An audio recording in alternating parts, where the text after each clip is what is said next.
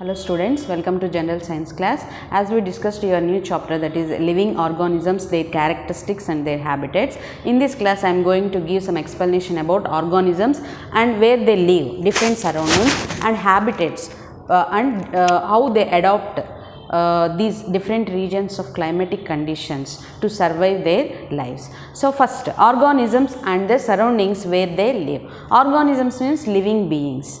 Okay, organisms and the surroundings, including humans also we have to say organisms. So organisms and the surrounding, not all the organisms living in same type of surroundings. Different regions we can observe different kinds of animals. For example, in the forest we can observe some kind of animals. On mountains we can observe some animals. In the desert we can observe some different animals which we cannot observe other regions. In the sea also, what are the aquatic animals which are present inside the sea, we cannot see those animals outside the sea. Some are the different kinds of animals. So means here the animals or organisms living in different surroundings based on their climatic conditions, how the habitat, how they adopt these habitats, based on these they are living in different surroundings, like in the forest, on mountains, in the deserts, in the sea.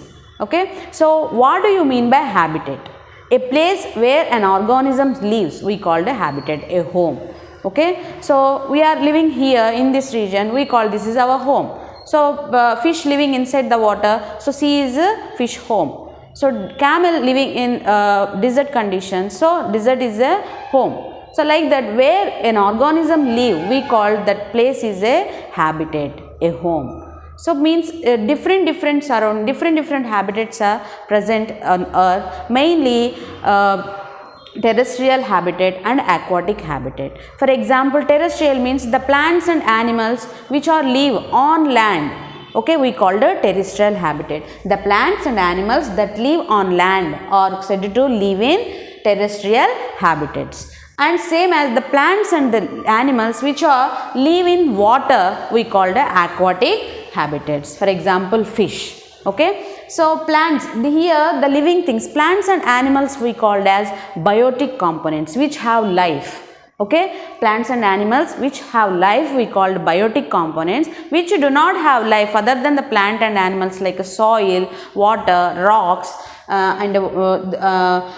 rocks and air we call, these are the abiotic components. Sunlight and heat also we have to say as abiotic component, but these are the abiotic components which supports, which enhance, which gives some encouragement to live the things, means to giving support or encouragement to living organisms, and these are the very essential abiotic components also. Okay, so here for example we can take two animals, two organisms which we can found in different surroundings, such as in the desert condition, in the sea. Okay, in the desert condition, what are the animals you observe? Mainly camels, right? So camel is the animal where we can find in the desert region, and in the sea fish. So here two different regions, two different type of animals we will observe here. What are the features these two animals having to adopt the climatic conditions in two different surroundings? For example, in the desert if you observe, desert very hot and dry climate, correct, dry region, and if you observe the desert, very little amount of water is available, and also during the daytime very much hot, during the night time very cold weather you can observe.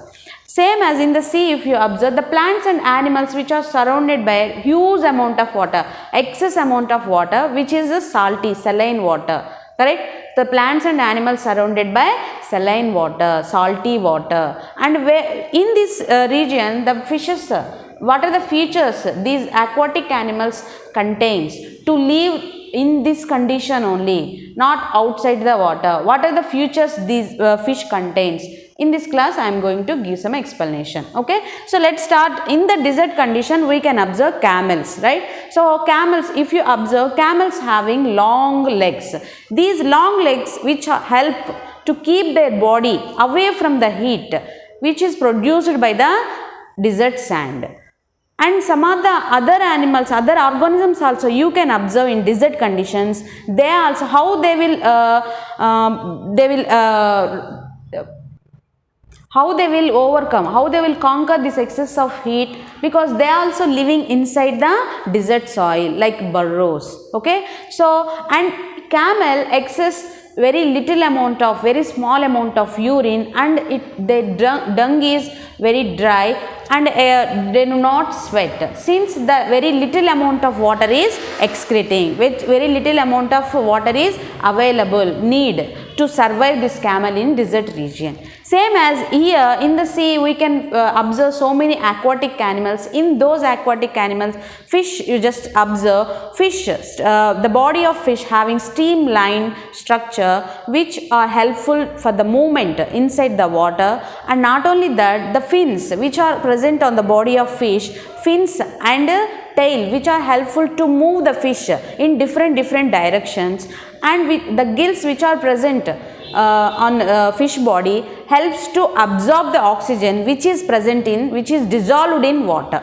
So these are some of the prominent features, different features in fish or as well as in camel, which helps to adopt the different climatic regions to survive. So here what we observe means, here all the organisms not living in same surrounding, same region, different animals are living in different conditions, different regions, and they are possessing, they are having some features by using, means based on these features they can adopt any other climatic conditions which they are living. For example, if you go to mountains, first time if you went mountain, you will feel some inconvenient to breathe. Why? Because you have to adopt the climate first.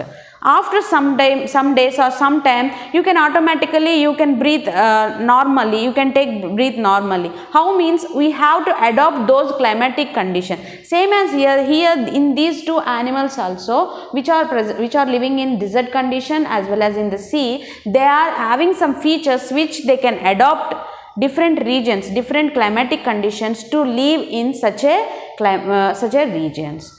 So that's why all the plants and animals are not living in terrestrial habitats, and not all the plants and all other animals are living in the aquatic animal. Some are the biotic components and some are the abiotic components, but here the biotic means living, having life, but abiotic means not having life, but they are encouraging, these abiotic components giving life to living things, biotic components. Okay, so this is about your habitat and how the organisms living in different surroundings, their surroundings, and how they will adopt the conditions, climatic conditions and habitat, different habitats. I hope all of you understood. Thank you.